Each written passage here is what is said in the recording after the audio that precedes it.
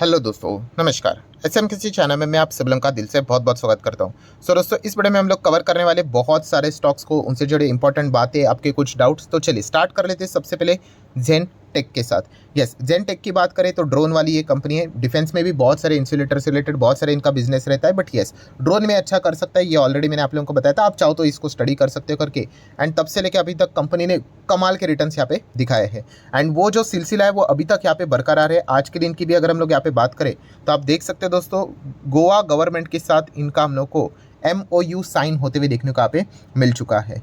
So definitely company, मतलब एक बार अगर आपको ऑर्डर्स मिलना स्टार्ट हो गए ना, तो उसके बाद आपको, मतलब बोलते हैं ना, अच्छी खबरों की बारिश यहाँ पे स्टार्ट हो जाती है। अभी कुछ ही दिनों पहले 21 नवंबर की अगर हम लोग बात करें, आपको याद होगा 42 करोड़ का एक्सपोर्ट ऑर्डर इनको यहाँ पे मिला था। तो एक बार ऑर्डर अगर स्टार्ट हो गए तो यस, आपका ऑर्डर बुक बढ़ जाता है। प्लस उसी के साथ साथ आपको नए क्लाइंट्स ऑब्टेन करने के लिए भी, यहाँ पे जो पुराने क्लाइंट्स रहते हैं, ऑर्डर बुक रहता है, उसकी भी मदद यहाँ पे मिल जाती है। तो जेन टेक तो अभी हम लोग कह सकते हैं दोस्तों, ड्रोन सेक्टर में लगातार कंसिस्टेंसी के साथ आगे बढ़ने के लिए जो चीज़ें चाहिए छोटे कंपनी के लिए, वो जेन टेक में हम लोग को ज़रूर देखने को यहाँ पे मिल रही है। कंपनी काफ़ी छोटी है, 1996 में इनका शुरुआत यहाँ पे हुआ था, बट जो बिजनेस है वो अभी इन कंपनीज को हम लोगों को मिलते हुए देखने को यहाँ पे मिल रहा है। अभी तो देखा गया तो ये 6000 करोड़ का मार्केट कैप वाली कंपनी बन गई। हम लोगों ने देखा था ये 1000 करोड़ का भी मार्केट कैप नहीं थी ये कंपनी। ठीक है, अगर आपको देखना है पुराना वीडियो तो मैं लिंक ऊपर आई बटन पे नीचे डिस्क्रिप्शन या फिर कमेंट में दे देता हूँ, आप चाहो तो स्टडी कर सकते हो। ठीक है, कोई रिकमेंडेशन नहीं था, बट हाँ, मैं आपको सिखाने की कोशिश करता हूँ कि भाई बिजनेस के हिसाब से कौन कौन सी कंपनीज को आप स्टडी कर सकते हो जहाँ पे स्कोप नजर आता है। एंड ये रिस्की कंपनी होती है, यहाँ पे आपको सिर्फ प्रमोटर एंड पब्लिक ही ज़्यादा देखने को मिलेगा, इंस्टीट्यूशनल इन्वेस्टर देखिए ना के बराबर। अभी तो 4-5% अच्छा लग रहा है, क्योंकि धीमे धीमे करके FIs एंटर यहाँ पे कर रहे हैं।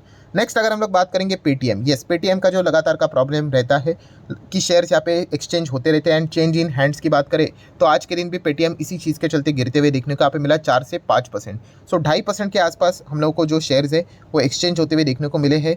आप चाहो तो बोल सकते हो 1.5 crore number of shares. And इसकी वर्थ की अगर हम लोग बात करें 1440 करोड़ के आसपास हम लोग को ये ब्लॉक डील होते हुए देखने को यहाँ पे मिली है। तो यूजुअली चीज़ें हम लोग को डिस्काउंट के ऊपर कभी कभी देखने को मिल जाती है। नेक्स्ट अगर हम लोग यहाँ पे बात करेंगे दोस्तों तो KPIT टेक के बारे में। यस, KPIT टेक की बात करें तो लगातार कोटक की रिपोर्ट के बाद गिरावट ही देखने को मिली थी। उसके बाद पहली बार अभी जाके आज के दिन 0.25% की तेज़ी इन्होंने यहाँ पे दिखाई है।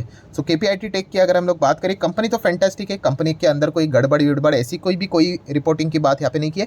सिर्फ एक ही उनका कहना है कि जो ये स्टॉक भागा है ये 950 के आसपास होना चाहिए, उसके बाद ये भागा है, अननेसेसरीली भागा है, ये कोटक का कहना है। सो क्या उसके बाद ये और नीचे आएगा, ये देखने वाली बात यहाँ पे रहेगी। मतलब 42% के आसपास की गिरावट होगी, ये प्रेडिक्शन उन्होंने यहाँ पे किया है। सो फिलहाल हम कह सकते हैं उनकी रिपोर्ट आने के बाद तो कितना यहाँ पे लगभग गिरते हुए देखने को मिला था, 12-13% तो यूजुअली गिरा था। ठीक है, तो अभी और क्या फर्दर गिरावट होगी, ये देखने वाली बात तो यहाँ पे ज़रूर होगी।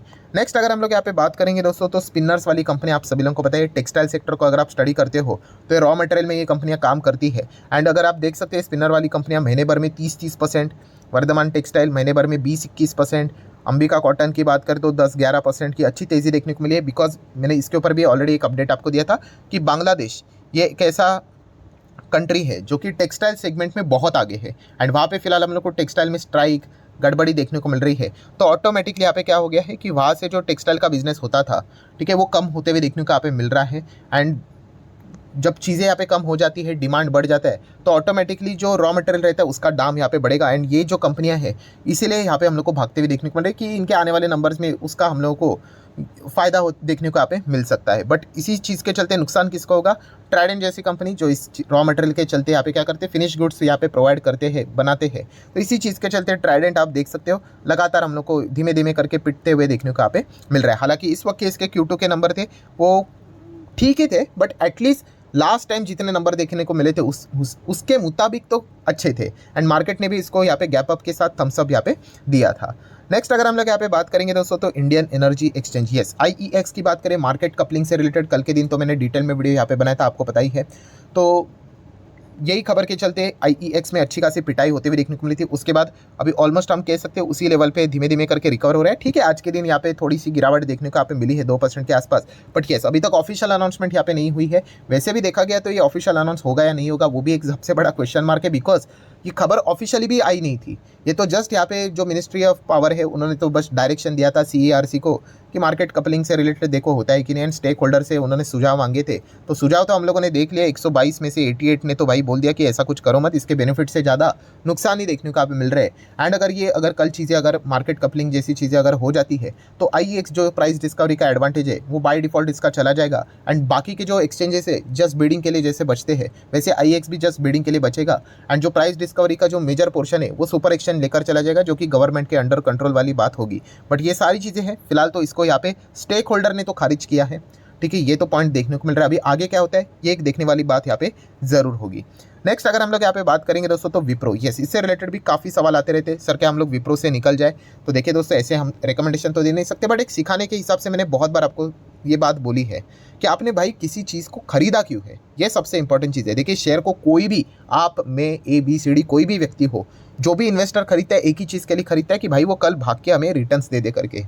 ठीक है, बट उसमें भी प्रकार होते हैं कि आपको कितने क्विक रिटर्न्स चाहिए, या फिर 4 साल में रिटर्न चाहिए, 5 साल में रिटर्न चाहिए। अभी हर कोई बोलेगा कि भाई मुझे क्विक रिटर्न चाहिए, बट क्विक रिटर्न्स वाली कंपनियां भी ज़्यादा रिस्की होती है, वो क्विकली आपका पैसा उड़ा भी सकती है।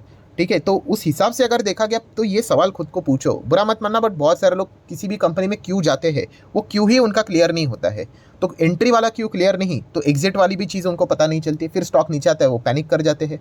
विप्रो, अगर आप मुझे पूछोगे सर कि विप्रो से रिलेटेड आपको क्या लगता है, तो मुझे बस एक ही चीज़ लगती है कि भाई 5 साल में इन्होंने एवरेज पैसा डबल करके देना चाहिए। ये एक इनका एक एवरेज परफॉर्मेंस रहता है, बिकॉज ये 2 लाख करोड़ का मार्केट कैप वाली ब्लू चिप कंपनी है। ये कोई गारंटी नहीं होती है कि 5 साल में डबल ही दे करके, ऊपर भी हो सकता है नीचे भी हो सकता है, बट येस ये इनका मेजर पोर्शन वाला काम है, उस हिसाब से हम लोग इसको देखते हैं।